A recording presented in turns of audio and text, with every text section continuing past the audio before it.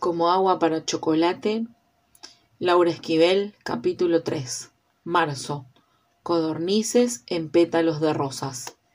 Ingredientes: 12 rosas, de preferencia rojas, 12 castañas, 2 cucharadas de mantequilla, 2 cucharadas de fécula de maíz, 2 gotas de esencia de rosas, 2 cucharadas de anís, 2 cucharadas de miel, 2 ajos, 6 codornices, una pitaya. Manera de hacerse. Se desprenden con mucho cuidado los pétalos de rosas, procurando no pincharse los dedos, pues aparte de que es muy doloroso, el piquete, los pétalos pueden quedar impregnados de sangre y esto, aparte de alterar el sabor del platillo, puede provocar reacciones químicas por demás peligrosas. Pero Tita era incapaz de recordar este pequeño detalle ante la intensa emoción que experimentaba al recibir un ramo de rosas de manos de Pedro. Era la primera emoción profunda que sentía desde el día de la boda de su hermana, cuando escuchó la declaración del amor que Pedro sentía por ella y que trataba de ocultar a los ojos de los demás. Mamá Elena, con esa rapidez y agudeza de pensamiento que tenía, sospechaba lo que podría pasar si Pedro y Tita tenían oportunidad de estar a solas.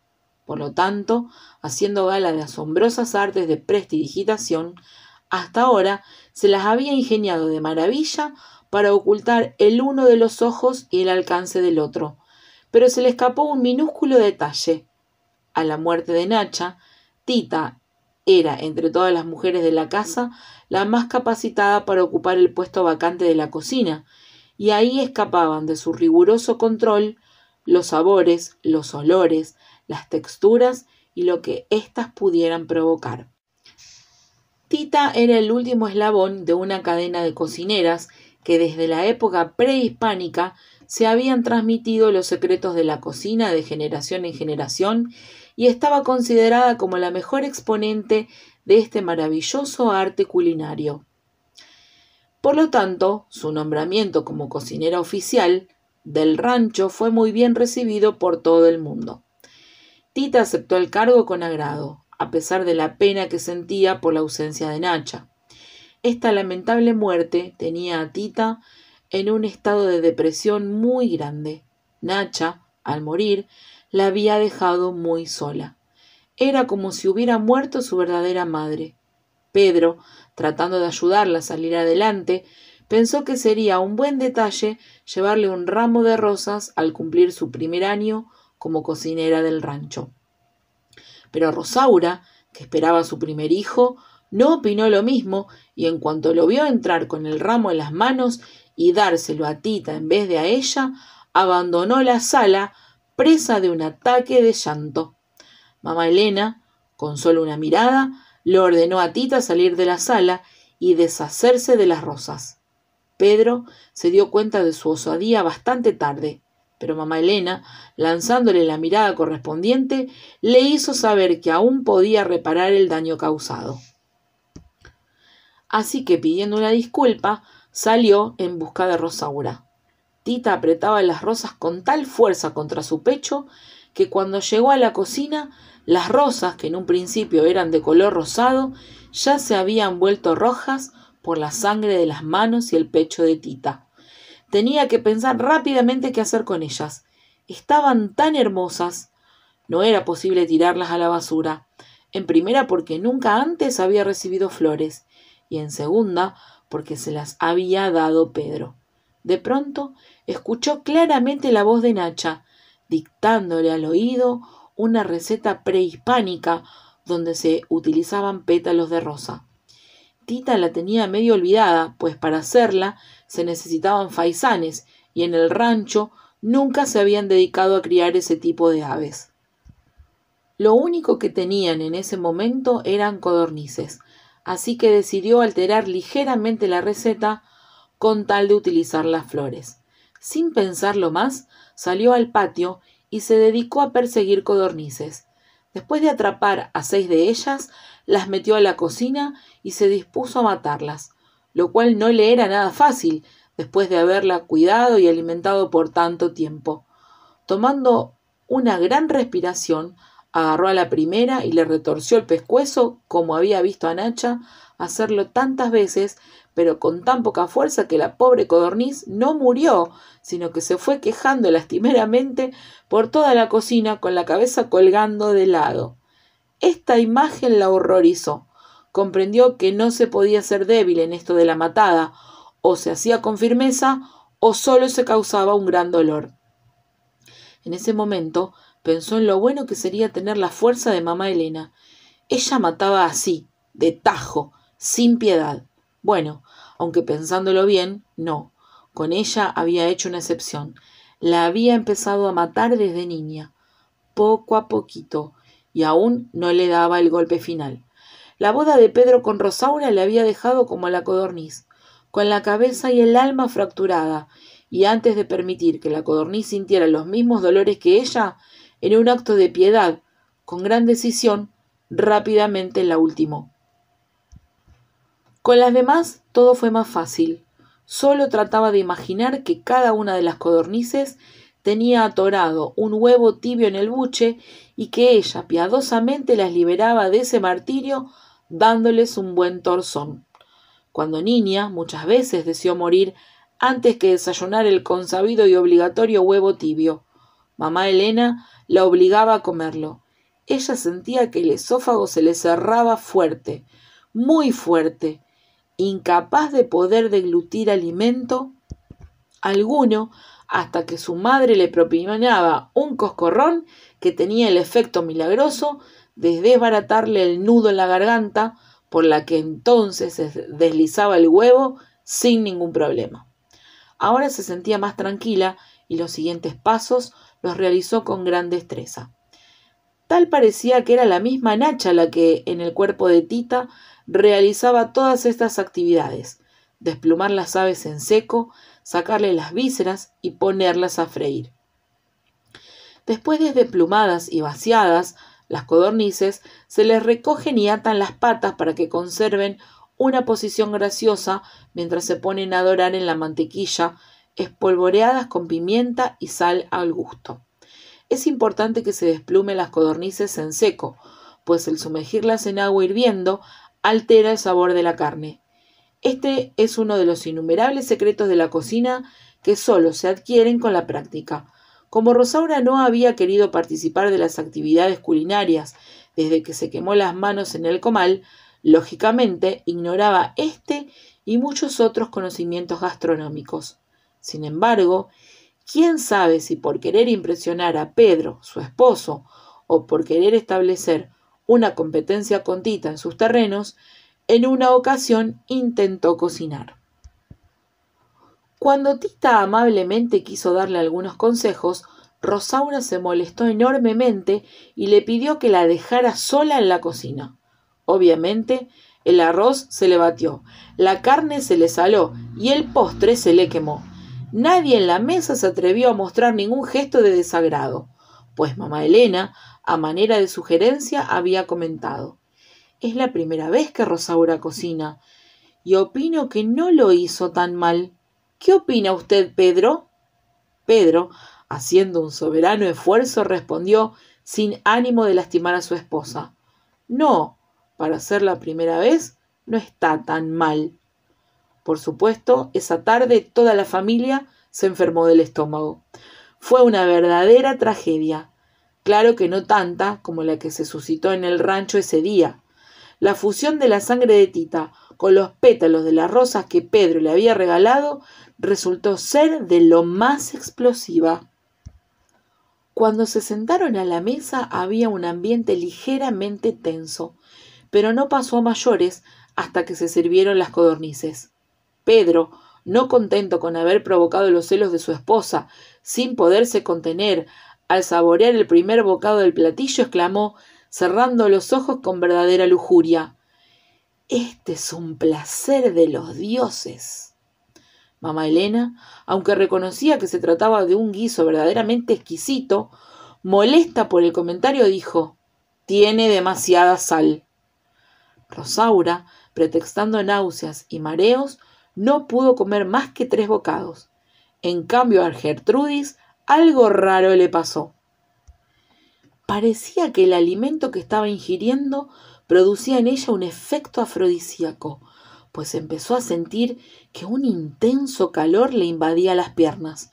Un cosquilleo en el centro de su cuerpo no la dejaba estar correctamente sentada en su silla.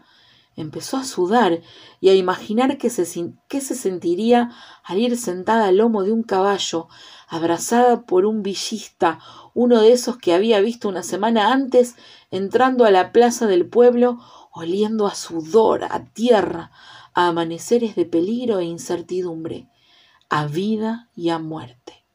Ella iba al mercado en compañía de Chencha, la sirvienta, cuando lo vio entrar por la calle principal de Piedras Negras. Venía al frente de todos, obviamente capitaneando a la tropa. Sus miradas se encontraron y lo que vio en los ojos de él la hizo temblar. Vio muchas noches, junto al fuego, deseando la compañía de una mujer a la cual pudiera besar, una mujer a la que pudiera abrazar, una mujer como ella. Sacó su pañuelo y trató de que junto con el sudor se fueran de su mente todos esos pensamientos pecaminosos. Pero era inútil, algo extraño le pasaba. Trató de buscar apoyo en Tita, pero ella estaba ausente. Su cuerpo estaba sobre la silla, sentado, y muy correctamente, por cierto, pero no había ningún signo de vida en sus ojos. Tal parecía que en un extraño fenómeno de alquimia su ser se había disuelto en la salsa de las rosas, en el cuerpo de las codornices, con el vino y en cada uno de los olores de la comida. De esta manera penetraba en el cuerpo de Pedro, voluptuosa, aromática, calurosa, completamente sensual. Parecía que habían descubierto un código nuevo de comunicación en el que Tita era la emisora, Pedro el receptor y Gertrudis la afortunada en quien se sintetizaba esta singular relación sexual a través de la comida.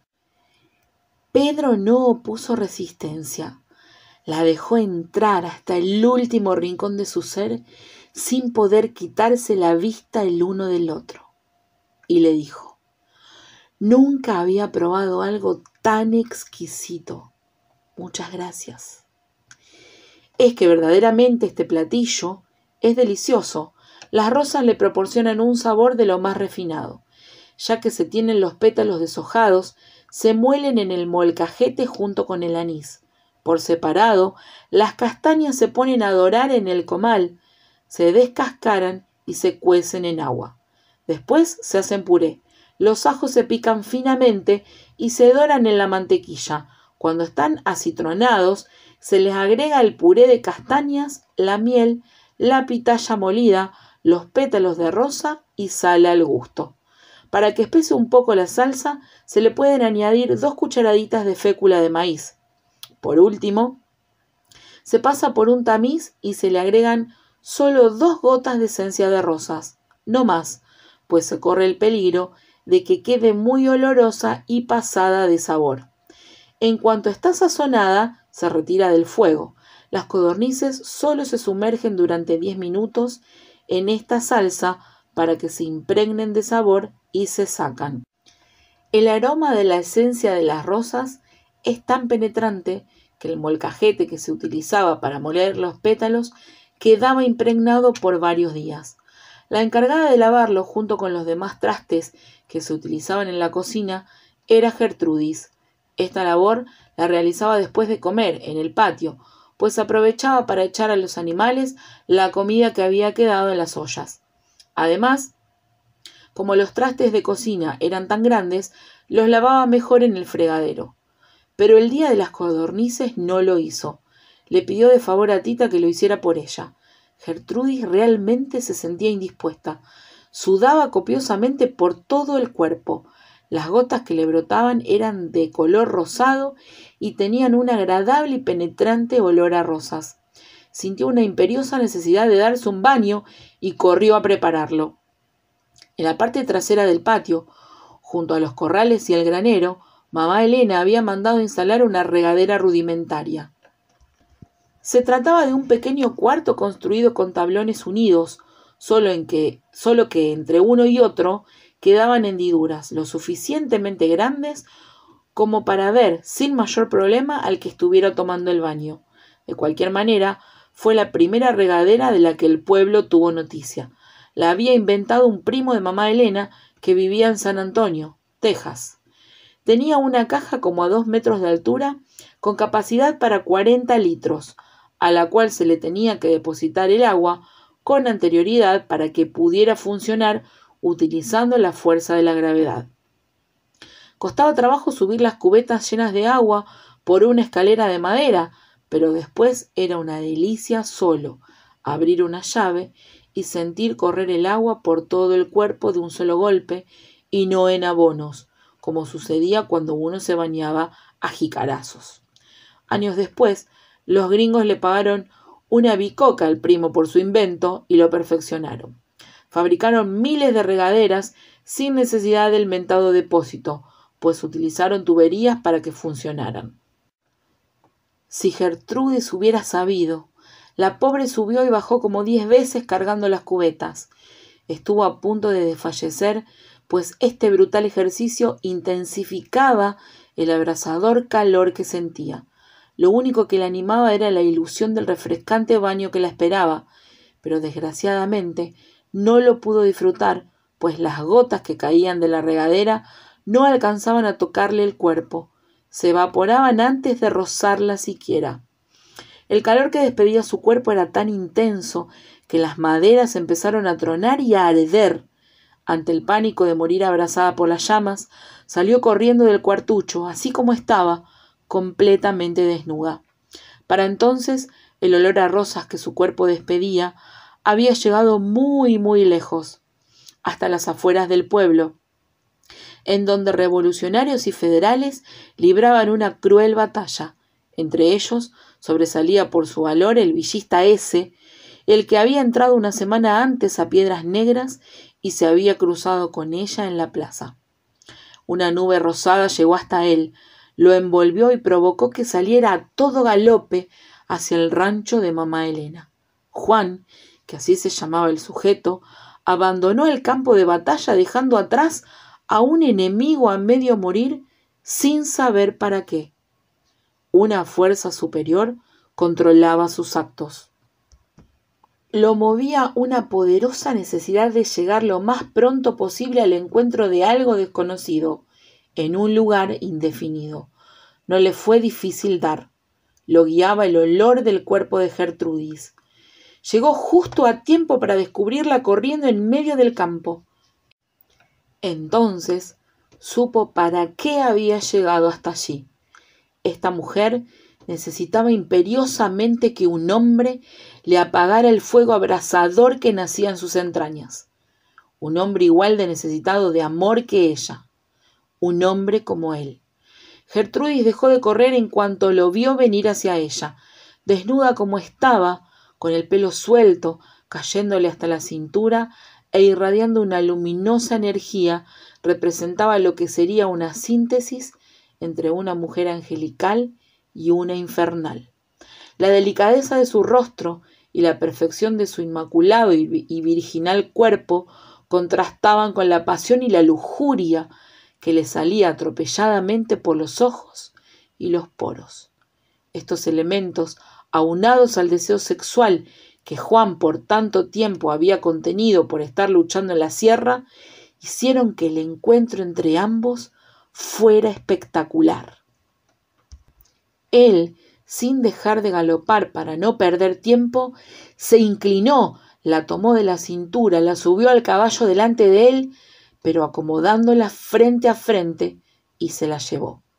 El caballo, aparentemente siguiendo también órdenes superiores, siguió galopando como si supiera perfectamente cuál era su destino final. A pesar de que Juan le había soltado las riendas para poder abrazar y besar apasionadamente a Gertrudis. El movimiento del caballo se confundía con el de sus cuerpos mientras realizaban su primera copulación a todo galope y con alto grado de dificultad. Todo fue tan rápido que la escolta que seguía a Juan tratando de interceptarlo nunca lo logró. Decepcionados, Dieron media vuelta y el informe que llevaron fue que el capitán había enloquecido repentinamente durante la batalla y que por esta causa había desertado del ejército. Generalmente, esa es la manera en que se escribe la historia, a través de las versiones de los testigos presenciales, que no siempre corresponden a la realidad, pues el punto de vista de Tita sobre lo acontecido era totalmente diferente al de estos revolucionarios. Ella había observado todo desde el patio donde estaba lavando los trastes. No perdió detalle a pesar de que le interfería en la visión una nube de vapor rosado y las llamas del cuarto de baño. A su lado, Pedro también tuvo la suerte de contemplar el espectáculo, pues había salido al patio por su bicicleta para ir a dar un paseo.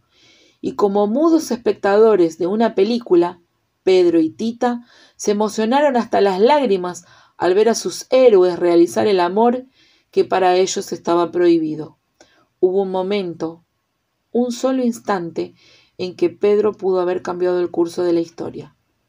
Tomando a Tita de la mano, alcanzó a pronunciar: «Tita». Solo eso. No tuvo tiempo de decir más. La sucia realidad se lo impidió. Se escuchó un grito de mamá Elena preguntando qué era lo que pasaba en el patio. Si Pedro le hubiera pedido a Tita huir con él, ella no lo hubiera pensado ni tantito, pero no lo hizo, sino que, montado rápidamente en la bicicleta, se fue pedaleando su rabia. No podía borrar de su mente la imagen de Gertrudis corriendo por el campo completamente desnuda. Sus grandes senos, bamboleándose de un lado a otro, lo habían dejado hipnotizado. Él nunca había visto a una mujer desnuda. En la intimidad con Rosaura no había sentido deseos de verle el cuerpo ni de acariciarlo. En estos casos siempre utilizaba la sábana nupcial, que sólo dejaba visibles las partes nobles de su esposa. Terminado el acto, se alejaba de la recámara antes de que ésta se descubriera. En cambio ahora se había despertado en él la curiosidad de ver a Tita por largo rato así, sin ninguna ropa, indagando, husmeando, averiguando cómo era hasta el último centímetro de piel de su monumental y atractivo cuerpo. De seguro que se parecía al de Gertrudis, no en balde eran hermanas. La única parte del cuerpo de Tita que conocía muy bien, aparte de la cara y las manos, era el redondo trozo de pantorrilla que había alcanzado a verle en una ocasión. Ese recuerdo lo atormentaba por las noches. Qué antojo sentía de poner su mano sobre ese trozo de piel y luego por todo el cuerpo, tal y como había visto hacerlo al hombre que se llevó a Gertrudis, con pasión, con desenfreno, con lujuria. Tita, por su parte, intentó gritarle a Pedro que la esperara, que se la llevara lejos, a donde los dejaran amarse, a donde aún no hubieran inventado reglas para seguir y respetar, a donde no estuviera su madre, pero su garganta no emitió ningún sonido. Las palabras se le hicieron nudo y se ahogaron unas a otras antes de salir. Se sentía tan sola y abandonada. Un chile en nogada olvidado en una charola después de un gran banquete no se sentiría peor que ella. Cuántas veces, sola en la cocina, se había tenido que comer una de estas delicias antes de permitir que se echara a perder. El que nadie se coma el último chile de una charola generalmente sucede cuando la gente no quiere demostrar su gula y aunque les encantaría devorarlo, nadie se atreve. Y es así como se rechaza un chile relleno que contiene todos los sabores imaginables: lo dulce del acitrón, lo picoso del chile, lo sutil de la nogada, lo refrescante de la granada. Un maravilloso chile en nogada. ¡Qué delicia! Que contiene en su interior todos los secretos del amor, pero que nadie podrá desentrañar a causa de la decencia. Maldita decencia, maldito Manuel de Carreño. Por su culpa, su cuerpo quedaba destinado a marchitarse poco a poco, sin remedio alguno. Y maldito Pedro, tan decente, tan correcto, tan varonil, tan amado. Si Tita hubiera sabido entonces que no tendrían que pasar muchos años para que su cuerpo conociera el amor, no se habría desesperado tanto en ese momento. El segundo grito de mamá Elena la sacó de sus cavilaciones y la hizo buscar rápidamente una respuesta. No sabía qué era lo que le iba a decir a su mamá. Si primero le decía que estaba ardiendo la parte trasera del patio o que Gertrudis se había ido con un villista a lomo de caballo y desnuda. Se decidió por dar una versión en la cual los federales, a los que Tita aborrecía, habían entrado en tropel, habían prendido fuego a los baños y habían raptado a Gertrudis. Mamá Elena se creyó toda la historia y enfermó de la pena, pero estuvo a punto de morir cuando se enteró una semana después, por boca del padre Ignacio, el párroco del pueblo, que quién sabe cómo se enteró que Gertrudis estaba trabajando en un burdel en la frontera. Prohibió volver a mencionar el nombre de su hija y mandó quemar sus fotos y su acta de nacimiento.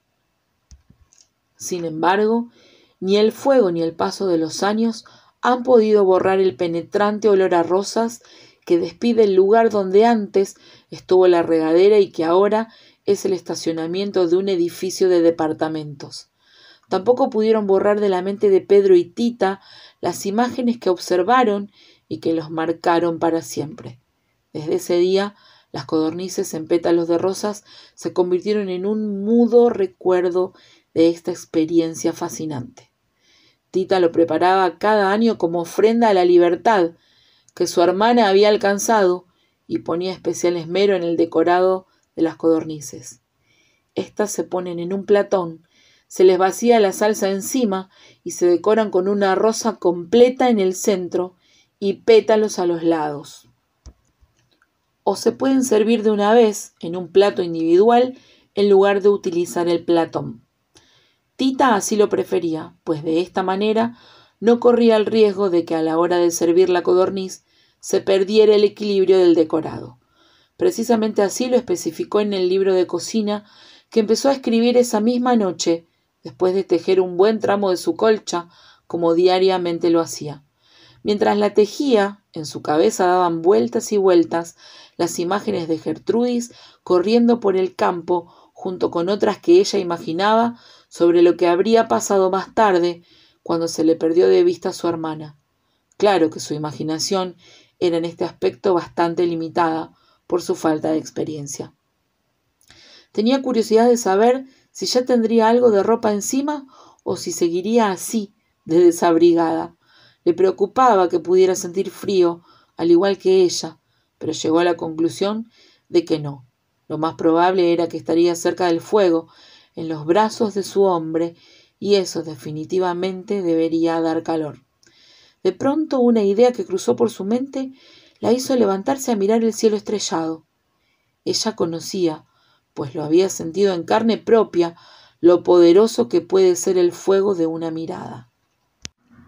Es capaz de encender al mismo sol.